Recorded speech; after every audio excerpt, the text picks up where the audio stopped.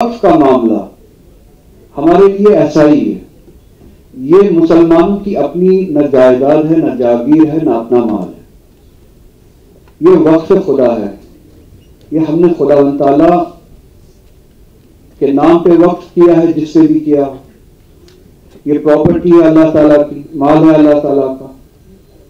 इसकी हिफाजत करना अल्लाह ताला का काम है और मुझे इस पर पूरा यकीन है, कुरान शाहिद है कि इसकी हिफाजत हो जाएगी।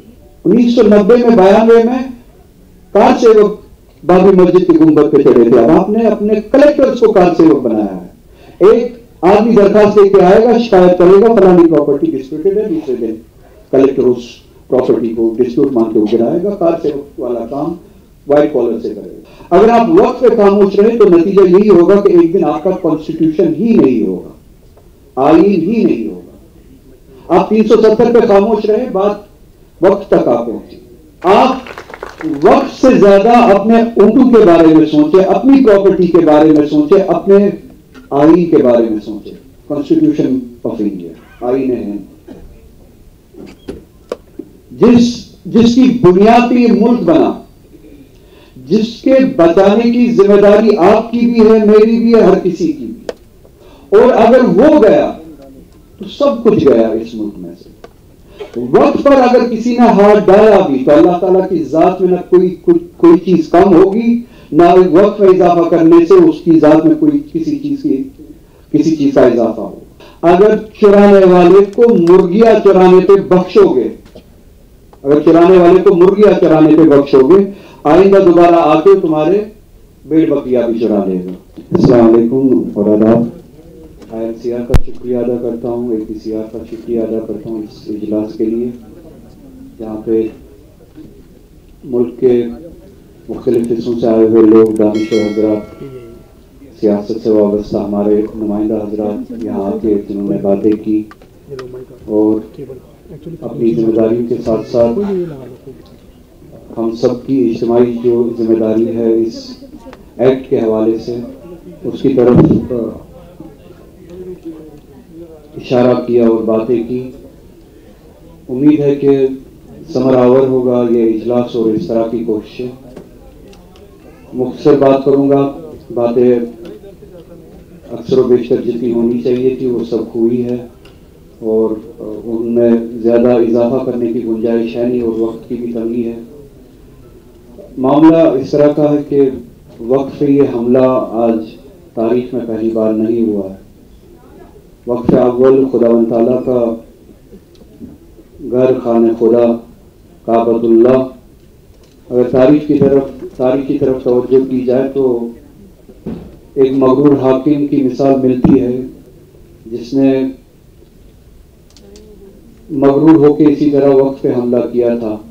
अब्राह नाम के हाकिम, मगरूर हाकिम की मिसाल है, कुरान में भी है, तारीख में भी है। इसी तरह से मदमस्त मगरूर हाथी लेके आया था और काबे पे हमला करने के इरादे से आया था, लश्करें लेके आया, हाथी लेके आया। हजरत अब्दुल मुतल्लिब जो मुतवल्ली थे, जब उन्होंने सुना कि ये मगरूर, ये हाकिम, ये लश्करी लेके आया है, हाथी लेके आया है और खिमजन है एक जगह, तो उनके पास गए और कहा कि मिलना है, अब्राह से मिलना है। अब्राह को लगा मैं सिर्फ यादावरी कर रहा हूँ, आप सभी को पता है इस वाक़े के बारे में। अब अब्राह को लगा कि ये आया होगा मुझसे मिन्नतें करने काबे के बारे में, काबे को छोड़ो या इस पे हमला ना करो, इस पे कब्जा ना करो। तो कहा बुलाए। तो जब बुलाया गया अब्राह के पास, हज़रत अब्दुल मुतल्लिब ने फरमाया, कहा कि मैं अपनी एक बात कहने आया था। तो कहा कि हाँ, काबे के बारे में बात लेके आए हो गए कहने के लिए कि काबे को छोड़ो। तो हज़रत ने फरमाया, काबे की बात करने आया नहीं हूँ, काबा खुदा की प्रॉपर्टी है, अल्लाह ताला की प्रॉपर्टी है, वो जाने और उसकी प्रॉपर्टी जाने, वो देख लेंगे। उसको बचाने वाला उसका मालिक है।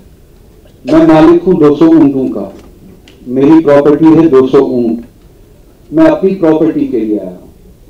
अपने माल के लिए आया हूं। तुम्हारी लश्करियों ने मेरे वो ऊंट चुरा लिए जो तुम्हारे लश्कर के पास है। मेरे वो ऊंट वापस कर दो, मैं अपनी प्रॉपर्टी उठा के चल लेता हूं यहां से। रही काबा की बात, अल्लाह जाने हो तुम जाओ। पार्लियामेंट में जब ये बहस हो रही थी, मुझे बात करने का मौका मिला नहीं, क्योंकि हम दो अफराद पे मुश्तमिल पार्टी है, छोटी सी पार्टी है। मेरे फ्लोर लीडर ने तब वहां पे बात की और फिर मुझे वक्त दिया नहीं गया। पार्लियामेंट में जो मैंने बातें सुनी, मैं इसी सारे मंजर की अक्कासी कर रहा था अपने जहन में। और जब हजरत अब्दुल मुतल्लिब अपनी प्रॉपर्टी लेके उठे तो अल्लाह ताला ने अपने वक्त या अपने खाने खुदा के काबे की हिफाजत का इंतजाम खुद किया। अब्राहा मगरूर हाथी लेके आया था, खुदा ताला ने एक छोटी सी जात अबाबील, चिड़िया जैसी जात, छोटी सी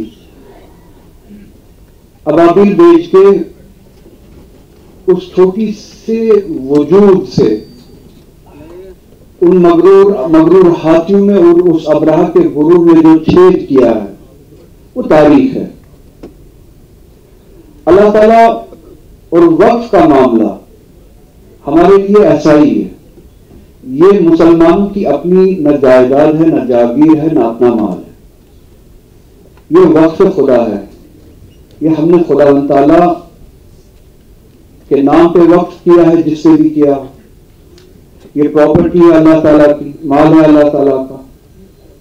इसकी हिफाजत करना अल्लाह ताला का काम है और मुझे इस पर पूरा यकीन है, कुरान शाहिद है कि इसकी हिफाजत हो जाएगी।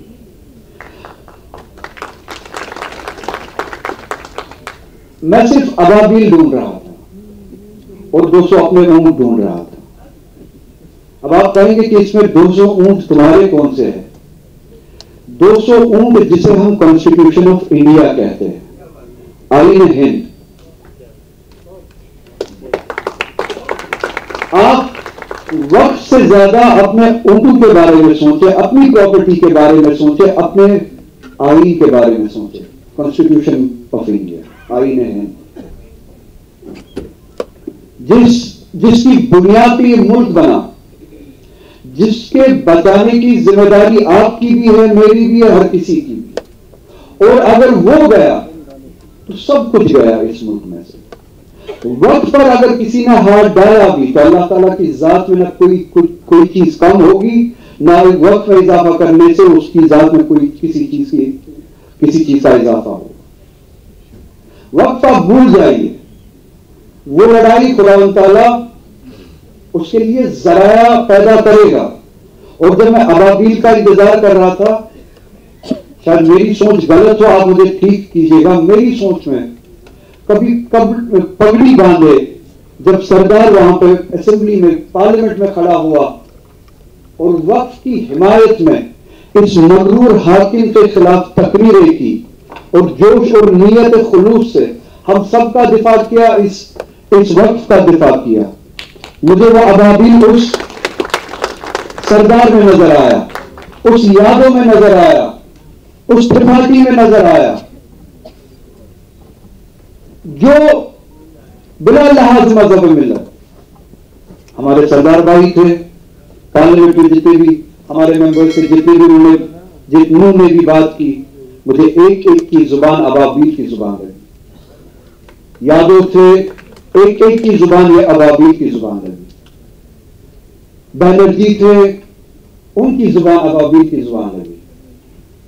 अल्लाह ताला ने वक्त के लिए इंतजाम किया होगा, मुझे उसके बारे में घबराने की जरूरत नहीं है। हमारी जिम्मेदारी है उसके तरीके। घबराने की जरूरत है कॉन्स्टिट्यूशन के बारे में, आईन के बारे में। और फारसी में एक कहावत है कि अगर रूबर बराए दूसरीदाने मुर्ग बेबख्शी गुस्फंद शुमारो हम ख्वाहत बुर्द। अगर चुराने वाले को मुर्गियां चुराने पे बख्शोगे, अगर चुराने वाले को मुर्गियां चुराने पे बख्शोगे, आइंदा दोबारा आके तुम्हारे भेड़ बकरियां भी चुरा लेगा। अब ये आपको फैसला करना है कि चोरी के किस मरहले पे आपको रोकना है इन ताकतों को। ये जो कॉन्स्टिट्यूशन पे, आईन पे ये जो डाके डाले जा रहे हैं हर रोज, कभी वक्फ के नाम पे, कभी 370 के नाम पे, कभी ट्रिपल तलाक के नाम पे, किसी और नाम पे, ये जो डाके डाले जा रहे हैं, किस दिन आप उठोगे और इस चोर के हाथ को पकड़ोगे और ये चोरियां रोकोगे? अगर आप मुर्गी चुराने वाले की मुर्गी चुराने पे उसे बख्शोगे, आप जान लीजिए आपका सारा माल लूटा जाएगा। अगर आप वक्त पे खामोश रहे तो नतीजा यही होगा कि एक दिन आपका कॉन्स्टिट्यूशन ही नहीं होगा, आईन ही नहीं होगा। आप 370 पे खामोश रहे, बात वक्त तक आ पहुंची। इस तरह की कितनी सी मिसालें। और हम जैसों के लिए आप सभी का क्या जवाब है? हमने 1947 में एक फैसला किया, मैं मुसलमानों से नहीं, बाकी अपने सभी दोस्तों से जो मुसलमान नहीं है मगर फिर भी खुदावंद ताला के मखलूक है, उसी एक बनाने वाले के मखलूक है, चाहे हिंदू हो चाहे सिख हो, हम सभी के भाई है, हमारे वजूद का हिस्सा है। मेरा सवाल उनसे है, हमने 1947 में एक फैसला लिया, कोई आसान फैसला नहीं लिया। ये जो यहां पे बैठे हैं जिन्हें मुसलमान कहा जाता है, इन्होंने 1947 में टू नेशन थ्योरी को रिजेक्ट किया, इस वादे पे कि जिस थ्योरी को हम रिजेक्ट करते हैं उसको रिजेक्ट करने के लिए हम एक हकीकत जिएंगे। मैं सपना नहीं कह रहा हूं, एक हकीकत जिएंगे, एक हकीकत वाला मुल्क जिएंगे और बनाएंगे जो आईन की बुनियाद पे चलेगा, जो न किसी मजहब की बुनियाद पे चलेगा, किसी रंग के बुनियाद पे चलेगा, किसी ट्रेडिशन की बुनियाद पे चलेगा। वो चलेगा और सिर्फ चलेगा आईन की बुनियाद पे, और उस मुल्क में आईन की बालादस्ती होगी हमेशा, हर किसी के लिए इक्वालिटी होगी, बराबरी होगी। और जब 1947 के बाद से लेके आज तक हमने ये मुल्क बनाया भी, खून भी दिया आप सभी ने, हम सभी ने, जैसे कि वो कहते गया, सभी का खून शामिल है यहां की मिट्टी में, किसी के का हिंदुस्तान थोड़ी है। अब वो मैं उस लफ्ज़ का इस्तेमाल थोड़ी करूंगा। ये दादागिरी हो रही है, बाप का नाम मत उठा दे। बिल्कुल, अपना अपना अंदाज, अपना अपना तरीका, तो हम सभी का खून है यहाँ की मिट्टी में शामिल। 1947 में भी दिया, आज तक दिया, 2000 में मेरे बाप ने दिया, नवंबर 2000। अच्छा, मैंने ये बात कही नहीं है, आज कहता हूं। 1992 के दंगे में जो दंगे हुए, एक अजीब सी मिसाल है मेरे घर में, जहां से मैं ये सीख के आता हूं कि हिंदुस्तान क्या है या इंसानियत क्या है। अजीब सी मिसाल है। 1992 के दंगों में जब बॉम्बे में दंगे हुए, नाम देता हूं, आप सर्च कर लीजिएगा, रिकॉर्ड्स में होगा। तफज्जुल हुसैन खान नाम का एक बंदा कत्ल किया गया, छुरा मारा गया, आए एक्सट्रीमिस्ट थे, जिस भी मजहब से थे। मेरी वालिदा के वालिद है, मेरे नाना। तो मैं ये कह सकता हूं कि हर किसी एक्सट्रीमिस्ट ने कभी 1992 में वहां छुरा दौड़ के खून लिया है इस मुल्क के लिए। अगर मैं अपनी वालिदा को बीच में रखूं, एक ऐसी जात जिसके वालिद को, बाप को हिंदू एक्सट्रीमिस्ट ने मारा और जिसके शौहर को मुसलमान एक्सट्रीमिस्ट ने मारा, इस तरह की हजारों मिसालें होंगी इस मुल्क में 1947 से लेके अभी तक। चाहे वो हिंदू हो, चाहे वो मुस्लिम हो, सिख हो, ईसाई हो, हर किसी ने खून दिया एक हकीकत बनाने के लिए और उस हकीकत को जीने के लिए। उसको कॉन्स्टिट्यूशन कहते हैं। कॉन्स्टिट्यूशन पे मबनी India, idea of India, equal for all, secular India. Secular बहुत छोटा वर्ड है, प्लूरल इंडिया, डाइवर्स इंडिया, जहां पे इक्वालिटी है। और जब ये, मैं अब 2 मिनट में मुकम्मल करूंगा, जब ये हमला हुआ, ये उस इक्वालिटी पे हुआ। आर्टिकल 14 आपको कहता है equality before law. Amarnath shrine board हमारी रियासत में है, मैं उस श्राइन बोर्ड का मेंबर नहीं बन सकता हूं क्योंकि मैं मुसलमान हूं, मगर कोई भी गैर मुसलमान जबरदस्ती एक मुस्लिम वक्फ का मेंबर बनाया जा सकता है, बोर्ड ऑफ डायरेक्टर्स में बिठाया जा सकता है। इसको इनइक्वालिटी कहते हैं। मैं ये तयन नहीं करूंगा, मैं इसका तयन नहीं करूंगा कि कौन मुसलमान है कौन मुसलमान नहीं है। मगर कोई बैठ के किसी दफ्तर में इसका तयन करेगा कि कौन मुसलमान है और कौन वक्फ कर सकता है, 5 साल से कौन मुसलमान है, ये कौन बताएगा? इस्लाम कहता नमाज पढ़ना इस्लाम में जरूरी है, कुफ्र अमली है इस नमाज को तर्क करना, कुफ्र ईमानी नहीं है। मगर बेनमाजी भी फिर भी मुसलमान है। 1000 किस्म की बुराइयां है इस्लाम में, मगर किसी एक शख्स ने कलमा पढ़ा वो मुसलमान हो गया, इस्लाम कहता है। आपके पास हक ही नहीं है फिर आप उसे कहे कि आप मुसलमान है या नहीं है। उसके बाद या तो वो अच्छा मुसलमान हो सकता है या बुरा मुसलमान हो सकता है।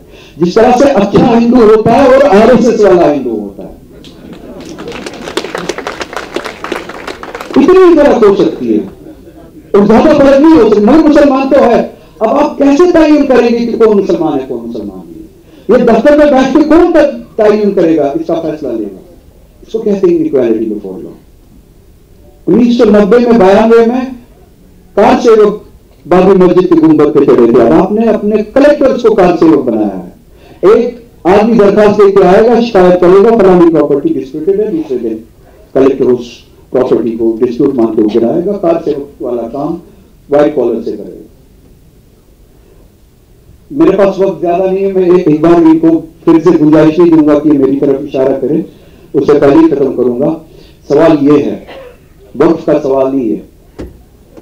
वक्फ के बारे में वही उससे भी कहा कि अल्लाह का माल वो खुद हिफाजत करेगा और अल्लाह ताला ने अबाबील भेजे। और मैंने देखे पार्लियामेंट में और पार्लियामेंट से बाहर बहुत सारे अबाबील, उनका नाम सिंह भी होगा, यादव भी होगा, त्रिपाठी भी होगा।